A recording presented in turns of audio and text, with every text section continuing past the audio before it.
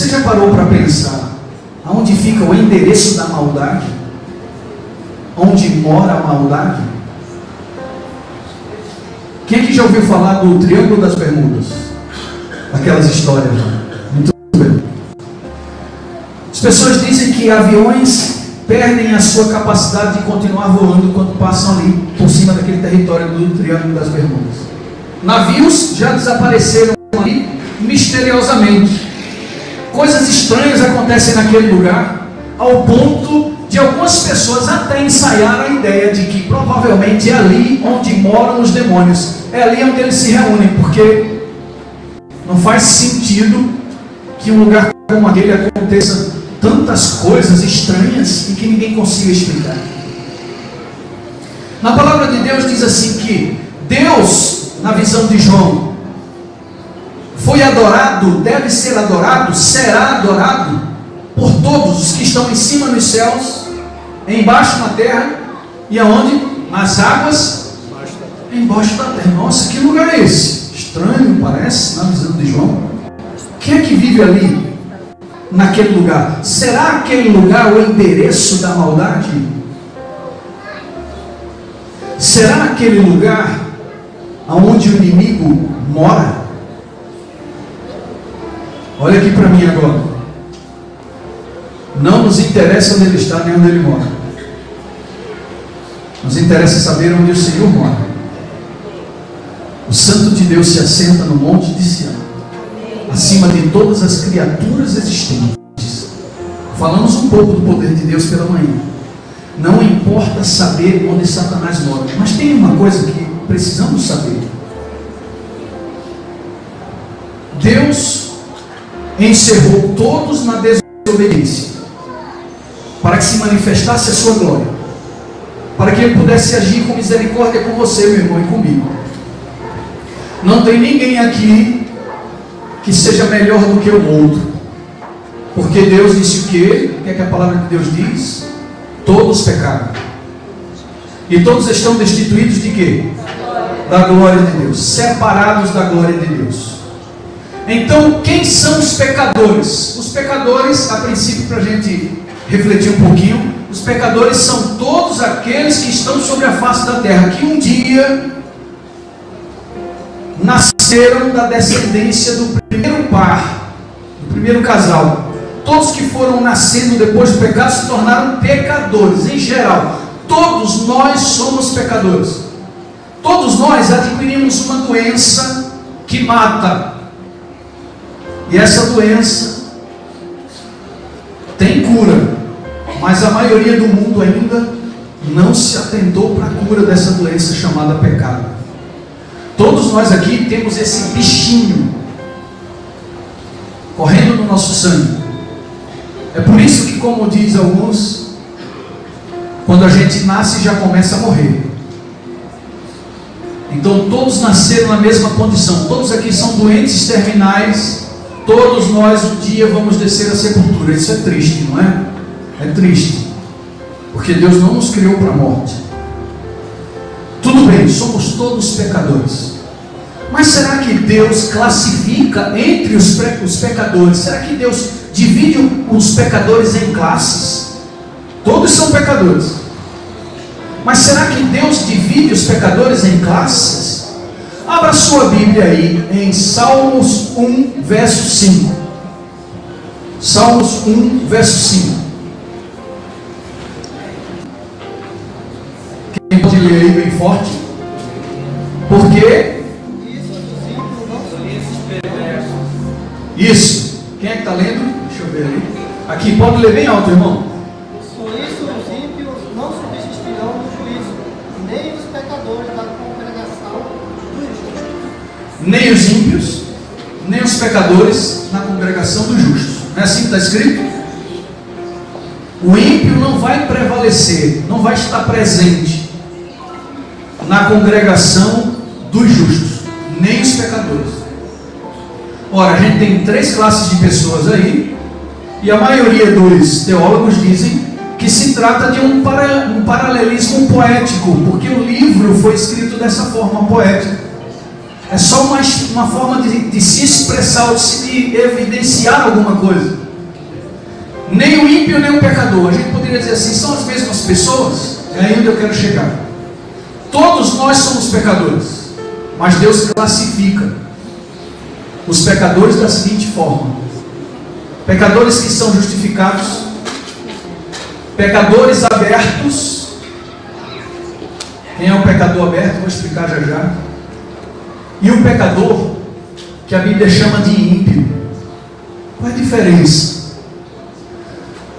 Tem poucos teólogos que falam sobre isso, mas eu acho muito interessante todas as vezes que eu leio esse texto aí. Vocês vão entender por quê. Passa aqui essa Bíblia aqui para mim, meu irmão, por favor.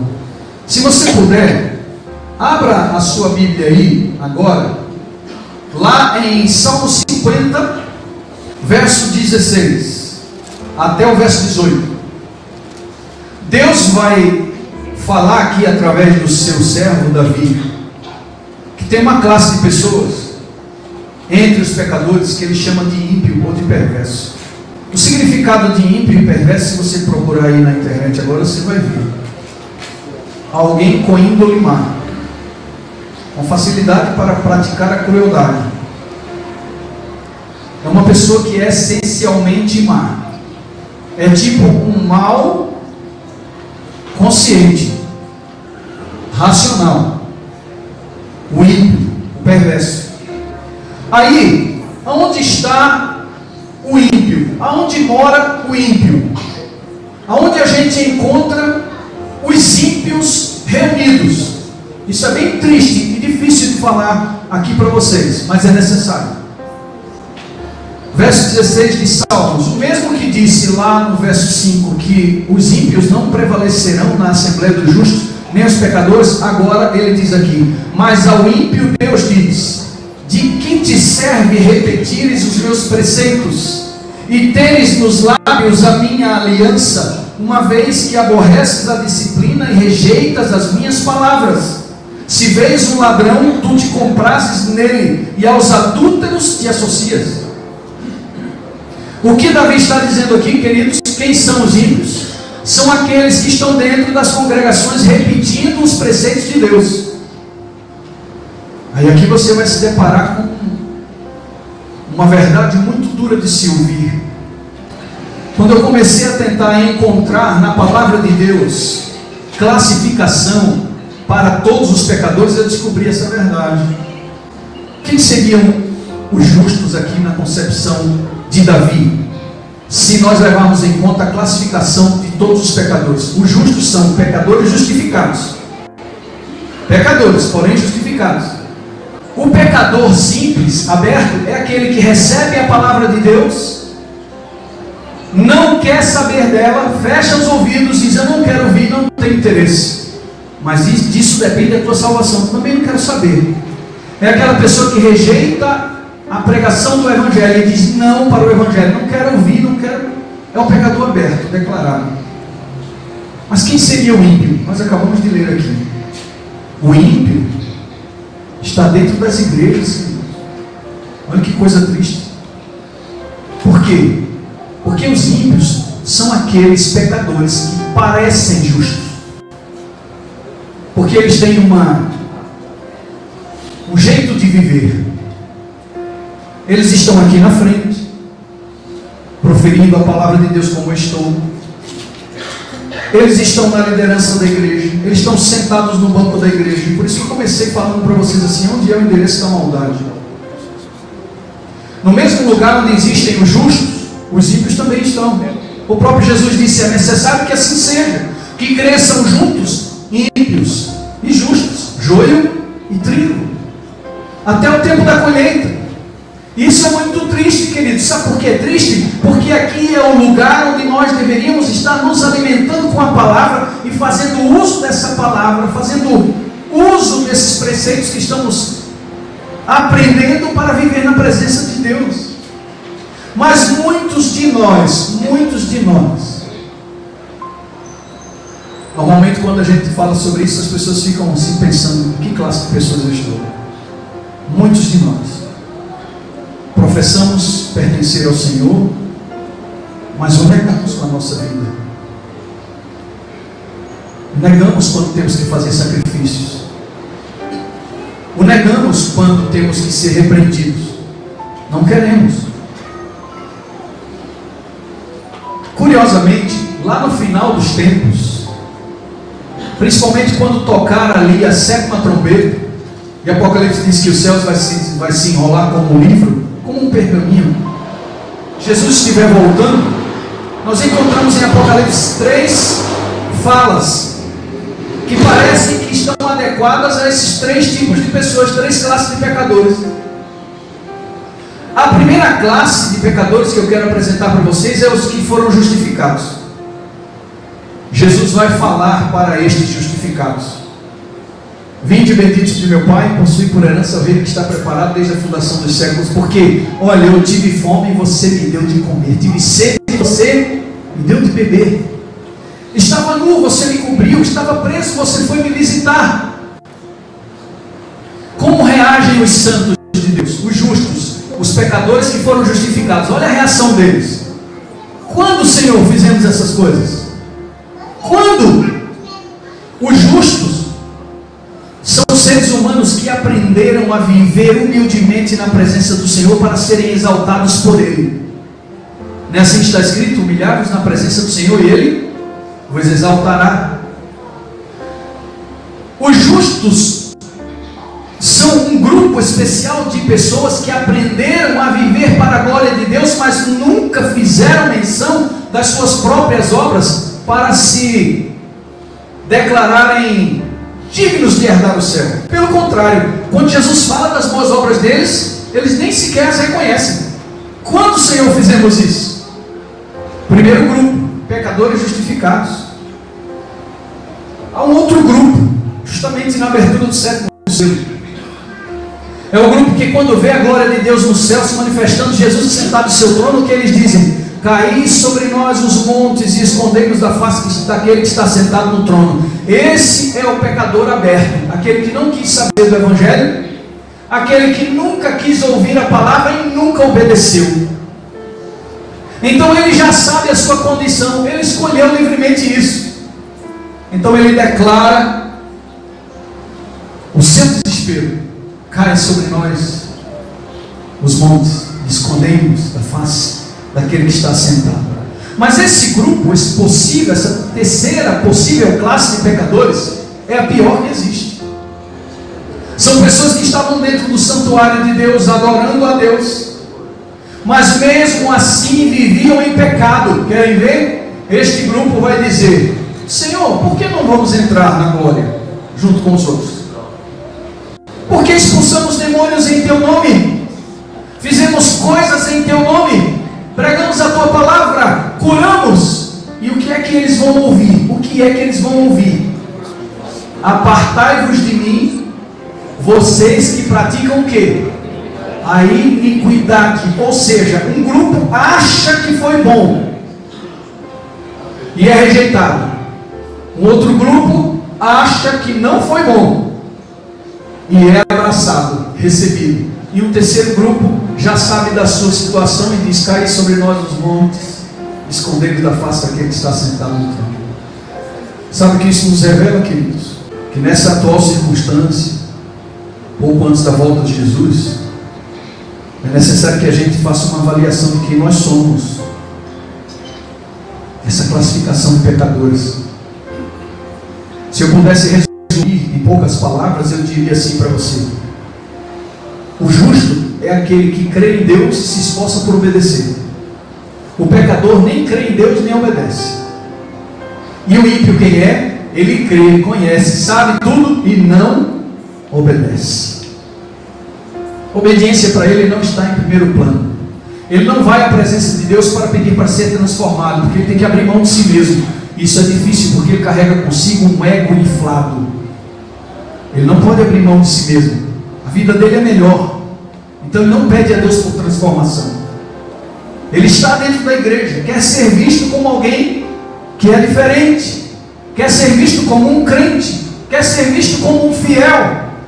É por isso que às vezes a gente se surpreende com pessoas que apontam tanto para os erros dos outros na igreja. Olha, isso está errado, isso está errado, isso está errado. E no fim das contas você acaba descobrindo que ele tem pecados sérios e severos na sua vida. E aí tudo vai por água abaixo. Aquela imagem de santidade desaparece. Então, esta meditação serve para mostrar para a gente que, para estarmos entre os justos, é necessário deixarmos de olhar para nós mesmos e olharmos para o Senhor Jesus, nos humilharmos em sua presença. Senhor, eu não consigo ser tão bom quanto o Senhor gostaria, mas eu quero isso. Eu encerro com um texto que está no livro de Ezequiel, somente para consolidar esse pensamento que nós estudamos aqui. Ezequiel capítulo 9. Olha que texto difícil de ler, mas vamos lá. Para você entender o contexto aqui de Ezequiel, Ezequiel teve uma visão de Deus executando um juízo contra o seu povo, e ele viu 6 homens, que a gente entende aqui como se fossem 6 anjos, que vinham para destruir os ímpios. E na visão de Ezequiel, ele recebeu algumas instruções. Viu Deus dar para esses anjos destruidores algumas instruções. Que instruções foram essas? Vamos a partir do verso 4 para você entender melhor.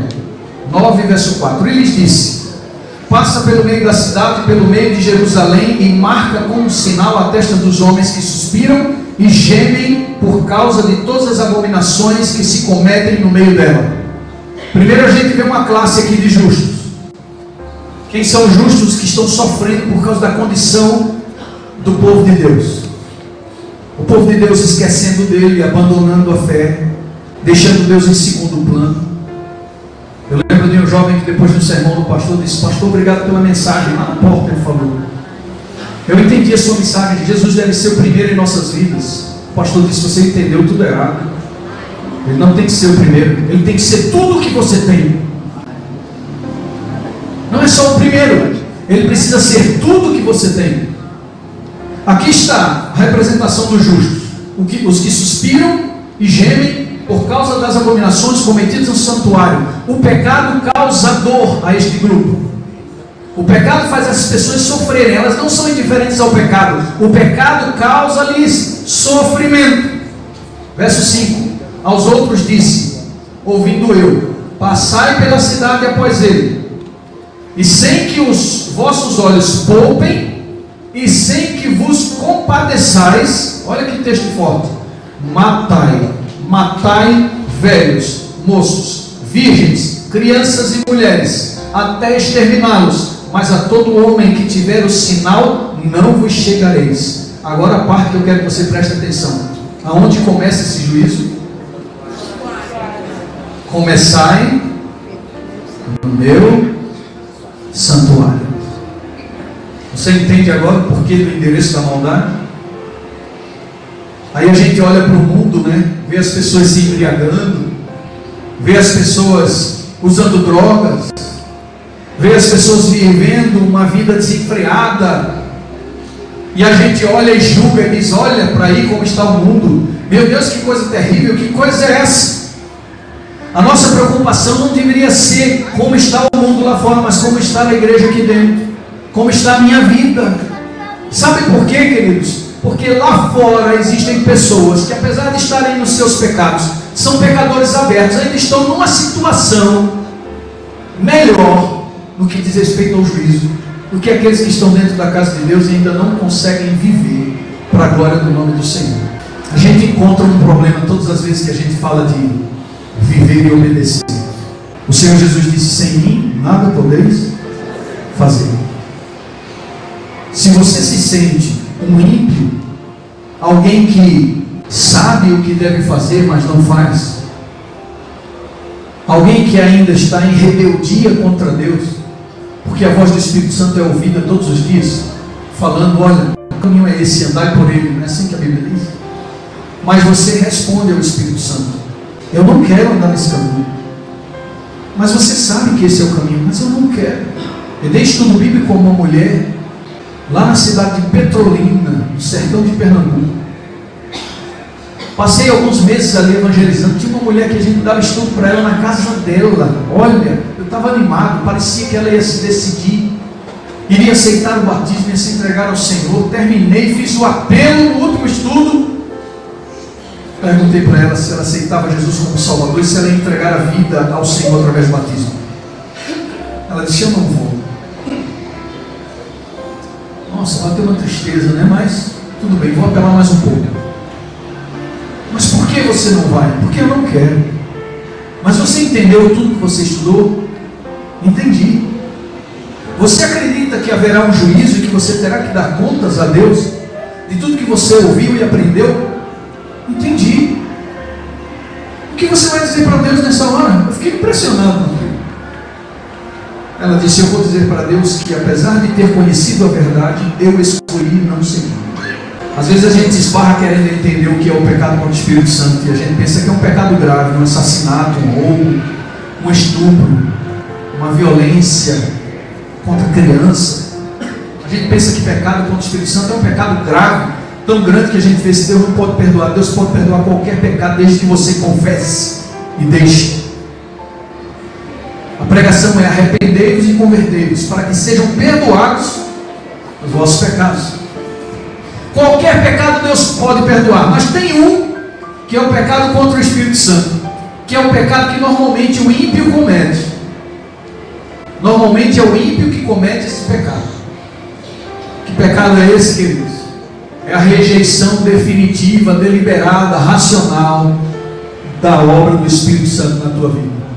Você já descobriu, sabe o que precisa fazer, entende que é essa a vontade de Deus, mas apesar de conhecer e saber, você diz não. Será que tem jeito para o ímpio? Será? Sim ou não? Sim, queridos. Vou perguntar de novo. Será que tem jeito para o ímpio? Sim. Sim. Tem jeito. Lembram do rei Manassés? O rei Manassés queimou os próprios filhos, ofereceu nos braços de Moloque. Era um homem terrível que afrontava diretamente a Deus. Sabia que o Deus de Israel existia, era poderoso, era o Criador do universo, mas ele escolheu se rebelar contra Deus, e ele cometia o pecado que a gente chama de punho em riste, de violência contra o próprio Deus, de agressão, de blasfêmia. Além de blasfemar contra Deus, ele mata os seus filhos nos braços de Moloque, naquela cena terrível, quando as crianças eram colocadas nos braços de Moloque e os braços já eram incandescentes, e elas morriam ali, até caírem dentro de um buraco, como se fosse uma fornalha. Cada pecado terrível. Lembram de Davi, homem segundo o coração de Deus, que assassinou, matou, olha, conscientemente foi lá, fez tudo, planejou, fez aquelas coisas terríveis que você já sabe, eu não vou demorar aqui. O que aconteceu com Davi e com Manassés? O que foi que Deus fez com esses dois homens? Perdoou. Ele entendeu que era ele, assumiu a sua culpa. Manassés, levado cativo, colocaram argolas nas suas narinas, estavam puxando ele, levando ele cativo ali, no auge da sua desgraça, no auge da sua humilhação. Manassés se vê precisando do Senhor, mas que Senhor? Aquele que ele havia ferido, maltratado, blasfemado. E o Senhor se voltou para Manassés. Então, seja qual for a condição aqui, minha e sua hoje, se você se enquadra como ímpio, como perverso, como pecador deliberado, não importa. O que importa é que a salvação está disponível para você agora.